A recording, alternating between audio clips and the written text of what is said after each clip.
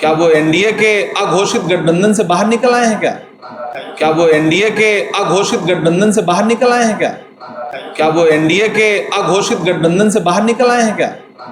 एक तरफ तेलंगाना के मुख्यमंत्री रेवंत रेड्डी ये कहते हैं कि असदुद्दीन ओवैसी वो नेता हैं जो सिर्फ अपने संसदीय क्षेत्र के विकास की बात नहीं करते, बल्कि वो ओवरऑल पूरे देश के विकास के लिए पूरे देश के लोगों की आवाज बनते हैं। लेकिन उसी कांग्रेस पार्टी के राज्यसभा के सांसद और मशहूर शायर इमरान प्रतापगढ़ी से जब बिहार के दरभंगा में यह सवाल पूछा जाता है कि इमरान साहब आखिरकार आप लोग असदुद्दीन ओवैसी के साथ गठबंधन क्यों नहीं करते, तो उसके बाद जो इमरान ने जवाब दिया वो जवाब काफी चौंकाने वाला है। असल में आप तमाम लोग जानते हैं कि इमरान प्रतापगढ़ी कांग्रेस से राज्यसभा के सांसद हैं और जो माइनॉरिटी सेल है यानी कि जो माइनॉरिटी विभाग है कांग्रेस का, उनके वो राष्ट्रीय अध्यक्ष हैं। फिलहाल बिहार में विधानसभा का चुनाव कुछ ही महीनों के बाद होना है और इसके लिए प्रत्याशियों का चयन होना है। उस चयन के लिए एक कमेटी गठित की गई है जिसका काम है स्क्रीनिंग करना कि कौन से प्रत्याशी कितने काबिल हैं और किन्हें चुनाव लड़ाया जा सकता है। उस स्क्रीनिंग कमेटी के एक सदस्य इमरान प्रतापगढ़ी भी हैं। उन्हें मिथिला जोन दिया गया कि आप मिथिला के सीट्स पर बात करेंगे, वहां के प्रत्याशियों से बात करेंगे और ये तय करेंगे कि कौन प्रत्याशी कितना काबिल है। इसी बीच जब एक प्रेस कॉन्फ्रेंस के दरमियान उनसे असदुद्दीन ओवैसी से गठबंधन का सवाल पूछा गया तो उन्होंने जवाब में ये कहा कि अच्छा, क्या असदुद्दीन ओवैसी साहब का जो अघोषित गठबंधन एनडीए के साथ है वो खत्म हो गया है। यानी कि सीधे तौर पर असदुद्दीन ओवैसी और उनकी पार्टी ऑल इंडिया मजलिस-ए-इत्तेहाद मुस्लिमीन पर इमरान प्रतापगढ़ी ने यह आरोप लगाया कि ये लोग क्या एनडीए से अलग हो गए, क्या भाजपा से अलग हो गए, क्या ये बीजेपी की बी टीम की तरह काम नहीं कर रहे।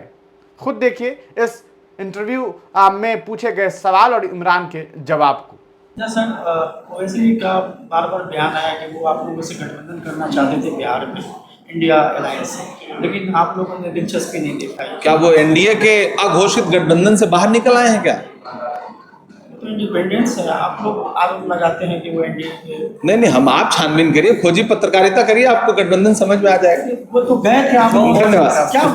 क्या वजह है कि उनको शामिल नहीं किया जाता? धन्यवाद, मैंने जवाब दे दिया।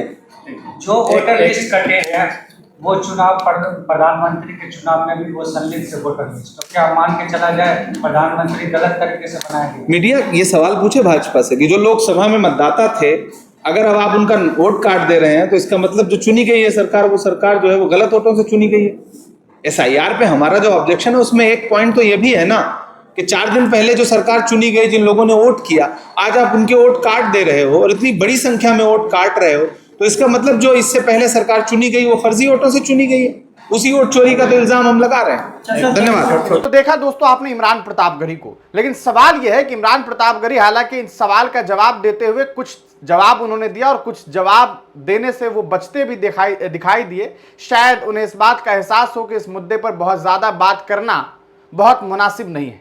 लेकिन अगर बात करेंगे सीधे तेलंगाना की, तो तेलंगाना में कांग्रेस की सरकार है और वहां पर जो कांग्रेस के मुख्यमंत्री है रेवंत रेड्डी, वो अकबरुद्दीन ओवैसी को अपना दोस्त बताते हैं। वो ये कहते हैं कि असदुद्दीन ओवैसी एक काबिल सांसद है। वो ये कहते हैं कि हम लोग एक सहयोगी के तौर पर काम कर रहे हैं। असदुद्दीन ओवैसी भी बार बार ये बात कहते हैं कि वहां हमने अपना समर्थन दे रखा हुआ अकबरुद्दीन ओवैसी, क्योंकि वहां पर फ्लोर लीडर है। वो ये साफ तौर पर कहते हैं कि हमारा समर्थन है कांग्रेस पार्टी को। असदुद्दीन ओवैसी साहब बार बार ये कहते हैं कि हमने यूपीए की सरकार में अपना साथ दिया, योगदान दिया, हमने सोनिया जी के साथ काम किया है।